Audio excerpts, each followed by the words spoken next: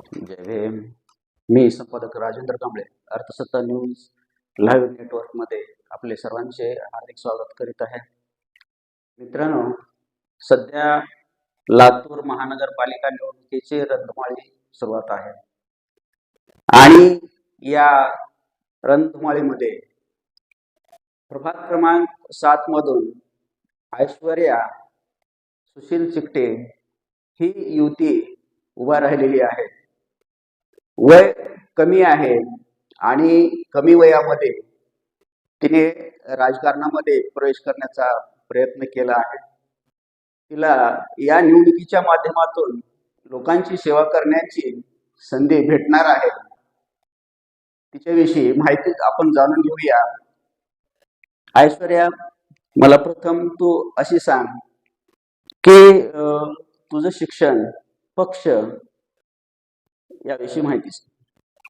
सर्वप्रथम सर्वांना सविनय जय भीम. माझे नाव ऐश्वर्या सुशील चिकटे आहे.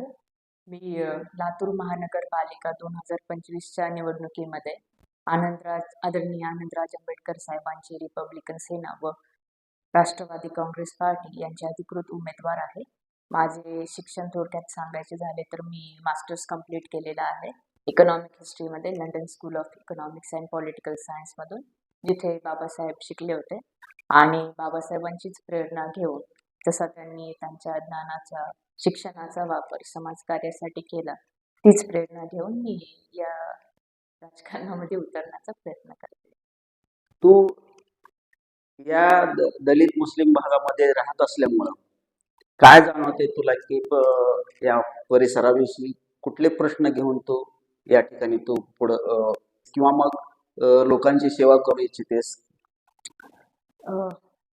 या भागाविषयी जर सांगायचं झालं तर नवीन काही नाही. जी आपण परिस्थिती बघतो संपूर्ण भारत देशामध्ये या दलित मुस्लिम भागाची असते, तीच एकंदरीत परिस्थिती याही वॉर्डाची आहे, प्रभाग क्रमांक 7ची आहे. आणि हे चित्रण मी बदलण्यासाठी, कारण मी लहानपणापासून पाहते म्हणावे तसा विकास या भागाचाच नव्हे तर एकंदरीत लातूरचा झालेला नाहीये. मी लंडनला जाण्या अगोदर किंवा आल्यानंतर सुद्धा परिस्थिती ही सारखीच आहे आणि ती समीकरण बदलण्यासाठी किंवा या विकासाला गती देण्यासाठी मी ही निवडणूक लढवत आहे. तुझ्यासमोर आज अनेक प्रश्न आहेत, सामाजिक प्रश्न आहेत, आर्थिक प्रश्न आहेत, विद्यार्थ्यांचे प्रश्न आहेत. कोणकोणते प्रश्न तू घेऊन या निवडणुकीच्या रिंगणामध्ये तू उतरलेली आहेस? माझं विजन जे आहे ते हे खूप क्लिअर आहे. माझं विजन किंवा दृष्टिकोन हा प्रत्येक समाजातील प्रत्येक घटकासाठी आहे, महिलांसाठी आहे, विद्यार्थ्यांसाठी आहे, वयोवृद्ध व्यक्तींसाठी आहे. एकंदरीत समाजाला सर्वांगीण दृष्टिकोनातून उभं करण्यासाठी ज्या भागांकडे लक्ष द्यावं लागतं, ज्या अंगांकडे लक्ष द्यावं लागतं, त्यांना विकासापुढे नेण्यासाठी मी या सर्वांकडे पाहते. जसं महिलांचा प्रश्न आहे, महिलांचा प्रश्न हा लहानपणापासूनच चालू होतो. आता माझ्यापासूनच आपण सुरुवात करू. शिक्षणाचा जो दृष्टिकोन आहे तो आता लातूरमध्ये मी लहानाची मोठे झाले तर इथं फक्त मेडिकल आणि इंजिनिअरिंगलाच प्राधान्य द्यावं लागतं. तर मी पहिल्यापासून खूप सर्वांशी म्हणजे झटण्याचा प्रयत्न केलेला आहे की हेच सर्व काही नाहीये. कारण ह्युमॅनिटीज ज्याला म्हणतो आपण, समाजशास्त्राचे जे विषय आहेत ते तेवढेच महत्वाचे आहेत. कारण जेवढे महापुरुष होऊन गेले ते डॉक्टर किंवा इंजिनियर झाले नाही, त्यांनी समाजाचा अभ्यास केलेला आहे आणि माझे सुद्धा त्याच दिशेने पाऊल आहे. आर्थिक प्रश्न सुद्धा तेवढेच मोठे आहेत. आज बेरोजगारी सुद्धा प्रचंड वाढलेली आहे आणि तुझं शिक्षणच एक आर्थिक विषयामध्ये झालेलं आहे. काय सांगशील? आर्थिक विषय जर या संदर्भामध्ये बोलायचं झालं तर आपण पाहतो की माझ्या प्रभागामध्ये जास्त तरी मोलमजुरी करणारे लोक आहेत आणि जर ते कामाला गेले नाही तर त्यांचा दिवस हा म्हणजे ते रात्रीची भाकरी खाऊ शकणार नाही, अशी परिस्थिती आहे.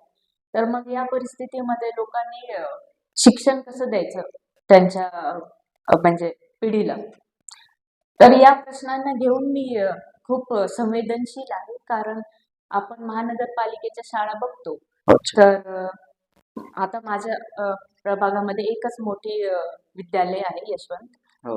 आणि महानगरपालिकेचे इतर तर विद्यालय आपण इथं बघतच नाही. आणि विशेष म्हणजे इंग्लिश मीडियमचा जो भाग आहे, की तुम्ही जर इंग्लिश मीडियम मध्ये शिकलेला असाल तर तुमच्याकडे बघण्याचा दृष्टिकोन वेगळा असतो, किंवा इंग्लिश तुम्हाला येत असेल तर तुमचा कॉन्फिडन्स हा वेगळाच असतो. कारण नंतर 10वीच्या नंतर तर तुम्हाला 11वी-12वीला जेव्हा तुम्ही सायन्स घेता ते इंग्लिशमध्येच आहे. त्याच्यानंतर जे कोर्सेस करता तुम्ही मुंबई पुण्याला शिकायला जाता ते इंग्लिशमध्येच आहे. तर मग एक कुठेतरी या भागातील वाढणारी विद्यार्थी जे आहेत त्यांना या समस्या नंतर येतात. तर माझा दृष्टिकोन असा आहे, की आता आपण इंग्लिश मीडियम स्कूल विषयी जर बोलायचं झालं तर सीबीएसई शाळांची फीस ही 1 ते 1.5 लाख रुपये आहे प्रतिवर्षी. अच्छा. तर हे कोणीच अफोर्ड करू शकत नाही. म्हणजे तर या प्रश्नांना सोडवण्याचा मी प्रयत्न करते. महानगरपालिकेच्या शाळांचा दर्जा, गुणवत्ता तुला सुधारण्यासाठी प्रयत्न करणार आहेस? हा, नक्कीच. हो. आरोग्याच्या संदर्भामध्ये काय सांगशील? आरोग्याच्या संदर्भामध्ये जर बघायचं झालं तर म्हणावी तशी ओपीडी क्लिनिक जे आहेत ते इझिली लोकांना अवेलेबल नाहीत, उपलब्ध नाहीयेत. आणि त्यांना गोलाईमध्ये जावं लागते किंवा वरच्या भागामध्ये लातूरच्या जावं लागतं. आणि ओपीडीची जी फीस आहे ती 300-400 पासून चालू होते. त्याच्या खाली तर मी कुठेही पाहिलेलं नाही. आणि जे लोक म्हणजे दिवसाचा ज्यांचा रोजगार हा किती एक 200-300 रुपये आहे, होय. ते कसे वैद्यकीय सुविधा म्हणजे ते हेच करू शकत नाही, अफोर्डच करू शकत नाही.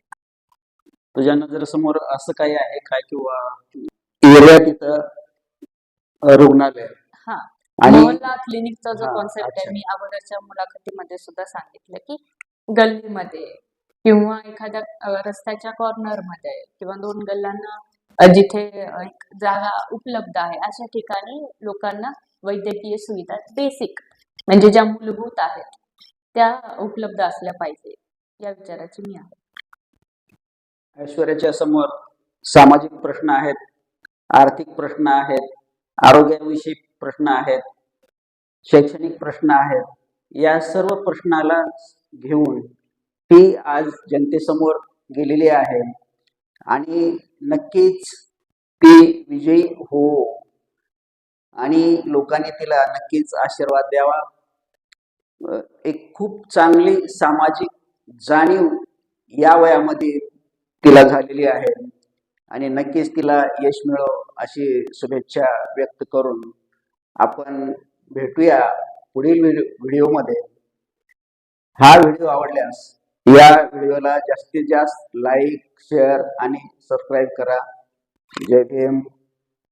शेवटी मी एवढंच सांगेन की घड्याळ चिन्ह पुढील बटन दाबून सर्व उमेदवारांना प्रचंड मताने विजयी करा.